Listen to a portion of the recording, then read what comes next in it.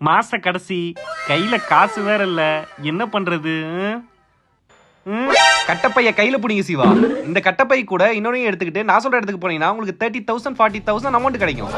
கட்டப்பை எடுத்துட்டு போனா காசு தராங்களா? எங்க ப்ரோ?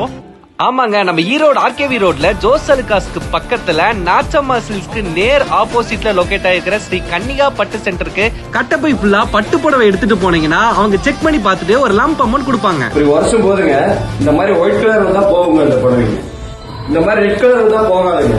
ஒயிட் கலர்ல வந்தா போகும், சிவப்பு கலர் வந்தா போகாதுங்க. ஆமாங்க. ஆனா நீங்க கொண்டு வந்து பாத்தீங்கன்னா இந்த ஒரு புடவை மட்டும் போகாதுங்க. மீதி இந்த 5 புடவை பாத்தீங்கன்னா உங்களுக்கு 75,000 ரூபாய் கிடைக்குங்க.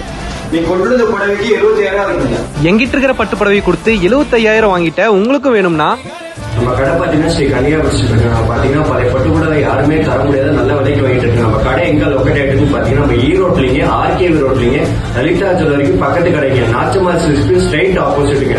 நம்ம பிரான்சஸ் பாத்தீங்கன்னா சென்னை, கோயம்புத்தூர், ஈரோடு, திருப்பூர், தமிழ்நாடு ஃபுல்லா இருக்குங்க. நீங்க ஜஸ்ட் உங்க சாரியோட போட்டோ எடுத்து வாட்ஸ்அப் மட்டும் பண்ணிவிட்டா போதுங்க. உங்க புடவை எவ்வளவு உங்க விளம்பரத்துக்கு போகும் எல்லாம் சொல்ல முடியுங்க. கொரியர் ஆப்ஷன் உண்டுங்க. நம்ம ஈரோட்லயே பாத்தீங்கன்னா பழைய பட்டு புடவைக்கு அதிக விலை தர ஒரே கடை நம்ம கடை தாங்க. இது நான் உங்கள்கிட்ட சேலஞ்சாவே சொல்லுவேங்க.